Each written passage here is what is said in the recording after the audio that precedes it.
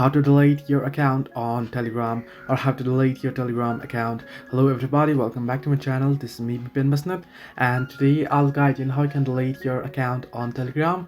Well, first things first, what you need to do is you'll have to know that first there's no any option to delete your account on the Telegram app, so you'll have to do it on the browser. You want to head into your browser, and on the browser you want to search in for my Telegram org. Simply type in my Telegram org and you'll get the first link, my.telegram.org. You want to head into it, and now you want to tap on it, and it'll ask you for login info, your phone number and such. You want to enter in your phone number here.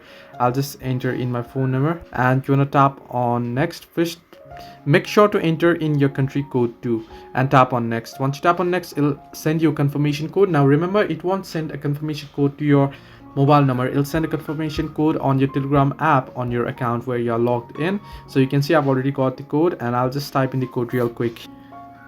Once you copy the code, you want to go ahead and on the confirmation code on the web page, you want to go ahead and paste the code here.